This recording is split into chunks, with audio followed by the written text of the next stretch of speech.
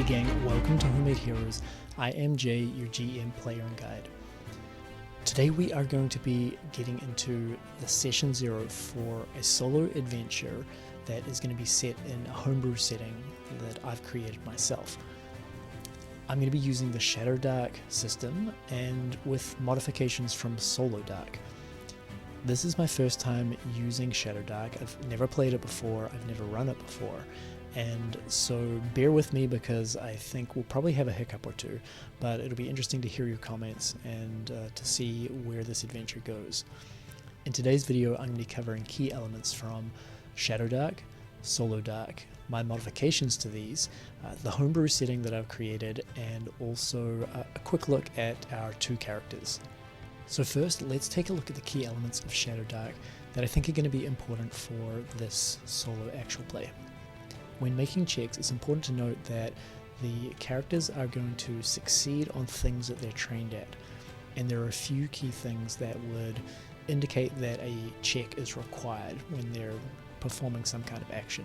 So firstly, if the action has a negative consequence, if the action requires skill to do it, and also if there's some kind of time pressure involved, these three things would indicate that we need to do a check of some kind. Also, let's talk about the difficulty classes, because these are a little bit different to 5e and other systems. So an easy action has a DC of 9. A normal action has a DC of 12. An action that is hard to do would have a DC of 15.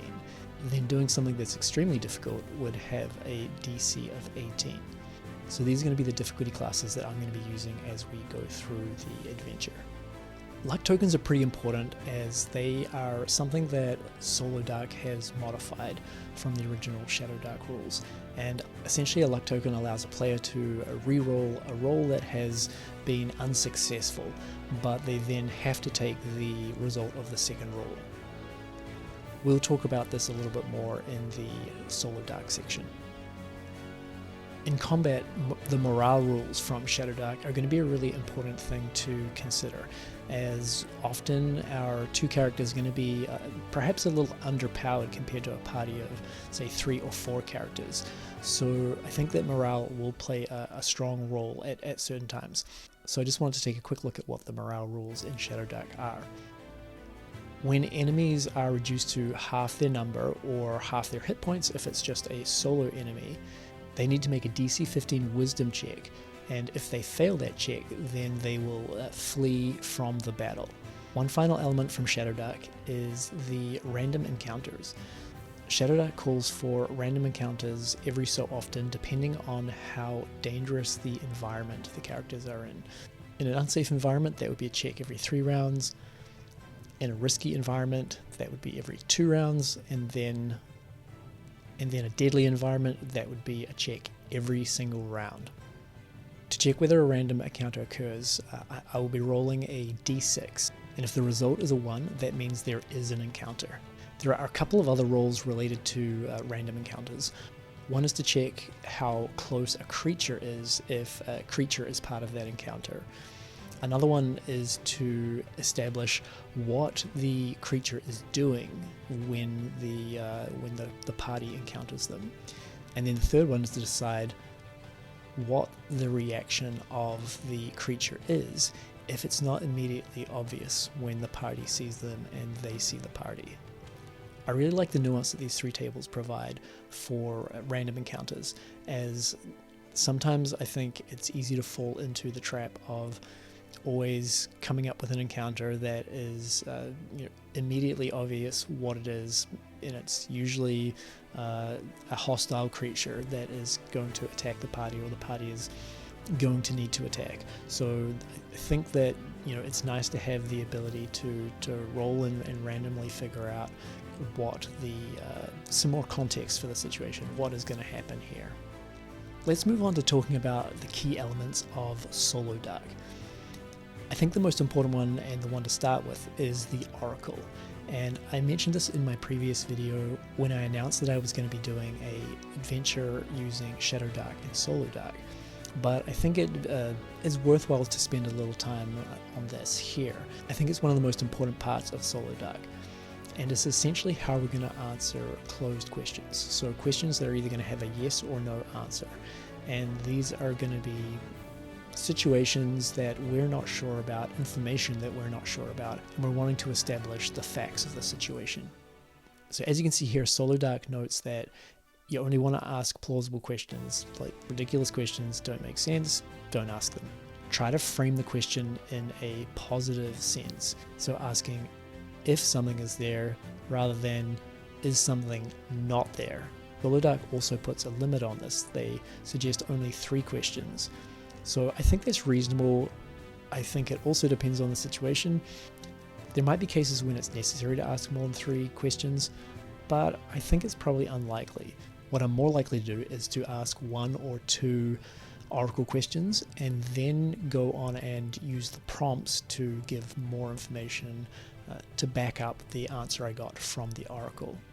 So let's take a look at the prompts in Solodark. Prompts are going to be providing some nuance, some detail to the questions that we ask the oracle. As you can see here, we're going to be using a D100 twice, once to get a noun and once to get a verb, and then we're going to be using these words to kick off the creative process and to help us come up with some more context or information for the situation that the characters are facing.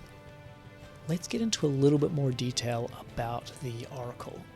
So the oracle has what's called odds, where the GM will need to decide what the odds of something occurring are.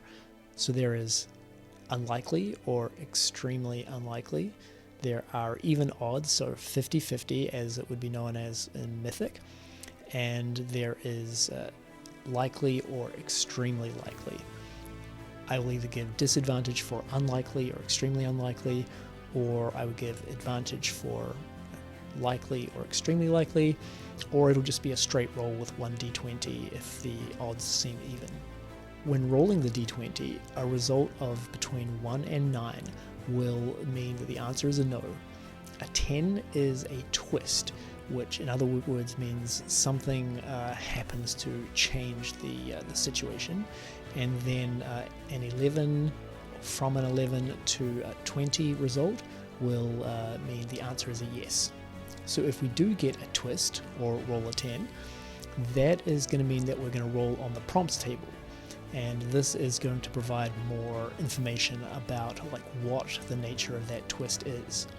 Rolling a 1 or a 20 would be considered a critical result, and so this would provide the most extreme outcome that is likely to come from either the no with a natural 1 or the yes with a natural 20. Okay, so now to the rules that Solodark has modified from Shadowdark. Couple of key things. Solodark suggests using group initiative, and we're going to talk about that more in my modifications because I'm going to change that slightly more than Solodark suggests. So let's talk about light. In Shadowdark, a light source is good for 1 hour of real time. However, in Solodark, the suggestion is that it is 10 rounds. So that's what I'm going to be using for this adventure. Each of our characters is going to start with a luck token, as suggested by the Solodark rules. And if a character rolls a nat 20, a critical success, they are going to get a luck token for that also. I think this is a good addition, as particularly as I'm going to be playing with 2 characters, it's going to help out a lot to be able to re-roll something that fails. Those are the key elements for Solodark. Let's move on to my modifications. Firstly, combat. One rule that I've heard other people talk about, and which I used in the previous video series that I did, which was a 5e solo RPG, is when a character rolls a natural 20, a critical success, the damage that they do on this, if they fell their enemy, if they kill their enemy, then any leftover damage can be used on another enemy that is also in range. I think that could be really important for our characters in combat because they could be suffering from a deficit of action economy, and being able to use that leftover damage will be really helpful. As far as magic goes in the homebrew setting that I've created, there is actually no divine power, no divine magic, and therefore no priests in this world. So that's going to be a minor change. Well, actually probably a fairly major change to Shadowdark. I mentioned before that the initiative order is going to be a little different from what is described both in Shadowdark and Solodark. So my idea here is, in order to keep things moving, not have to roll quite as much, I'm going to have the group initiative as suggested by Solodark. However, it's going to be based on the dexterity of the most dexterous foe and the most dexterous party member. So, for example, if one of our party members has a dexterity of 18 and the foes that they're facing, the highest dexterity there is a 16, then the party starts first and is followed by the monsters. Hopefully that makes sense, and we'll see how it goes. I've also decided not to use treasure-based leveling, as while the characters may be coming across all sorts of gold and gems and relics, I suspect that it's going to be a little bit difficult to manage leveling that way in this type of solo adventure. So I'm going to do some sort of form of like achievement-based leveling. If something has been achieved of significance by the party, then that will give me a signal to potentially level them up. And as I've said before, we'll see how it goes. The homebrew setting that I've created for this adventure is something I've been thinking about for a little bit, but it's not a fully fleshed out type world. I haven't got a lot of detail there. I'm kind of hoping that more detail will develop as we go through the adventure and as things start to emerge from the rolling and randomness of using dice. But let me tell you a little bit about like what I have thought of for the homebrew setting, which is a world known as Sunder. This is a world of low magic, following a cataclysm approximately 200 years ago, which is known as the Sundering. This event impacted the entire planet, stripping magic from the world and destroying the apex civilization of Sunder. And the gods disappeared. Along the equator of the world runs a dark, shadowy gorge known as the Ebon Rift. It runs as far as the eye can see in a straight line to the east and to the west. In Sunder, small villages and small towns are somewhat common. However, larger towns are rare and cities pretty much non-existent. So that gives a little background about Sunder, and I'm sure we're going to be finding out more together as we go through the adventure. Let's talk about the two characters. Meet Nana, an older-aged female goblin. Talkative, a little worldly, and still a decent hand with a weapon.